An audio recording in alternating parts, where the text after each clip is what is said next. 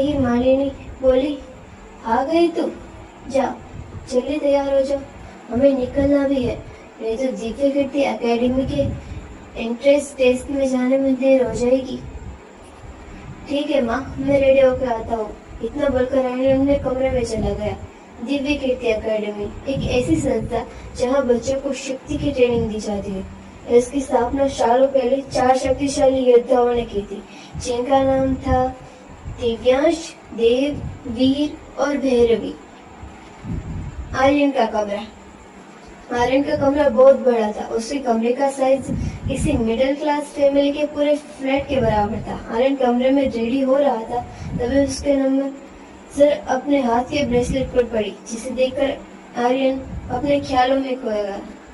3 साल पहले आर्यन अपने जूनियर स्कूल की ट्रेनिंग ग्राउंड में ट्रेनिंग कर रहा था, तभी उसके पास लड़कों का एक ग्रुप उसके पास आया, जिसमें से उसे देखकर आर्यन बोला, तुम लोग यहाँ क्या कर रहे हो?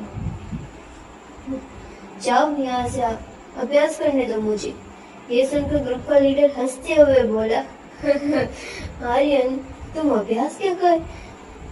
आर्यन, तुम्हारे अभ्यास का कोई फायदा तो होता नहीं है, फिर भी क्यों हमेशा अभ्यास करते रहते हो? तेरा शक्ति स्तर तो बढ़ता ही नहीं, फिर भी अभ्यास करते रहते हो। देख आर्यन, तुम मान ले तो कमजोर है और हमेशा कमजोर ही रहेगा। ये सुनकर आर्यन गुस्से में बोला, देख रॉकी, अभी कमजोर हूँ लेकिन हमेशा तो नहीं रहूंगा ना। एक दिन मैं सबसे शक्तिशाली बनूंगा।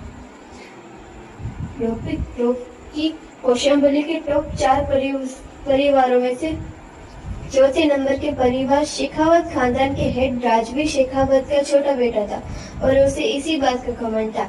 इसी घमंड में अपने कमजोरों को परेशान करते रहता था। आर्यन की बात सुनकर रॉकी बोला, तू ताकतवर बनेगा, क्या मजाक है?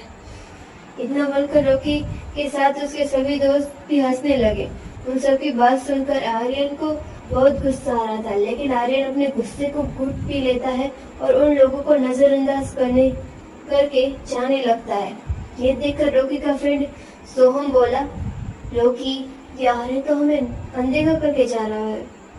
ये सुनकर रॉकी गुस्से में बोला, इस लड़की की इतनी हिम्मत, इसे सबक सिखाना ही पड़ेगा। उसके सभी दोस्तों ने रॉकी की बातों में हाँ मिला दी। फिर रॉकी के साथ उसके सभी दोस्त आर्यन का पीछा करने लगते हैं। आर्यन इन बातों से अनजान अपने घर की ओर जा रहा था। आर्यन का चेहरा उदास था। ऐसा लग रहा था कि आर्यन किसी बात को लेकर परेशान था। घर के रास्ते में छोटा सा जंगल पड़ता था। आर्यन जैसे ही जंगल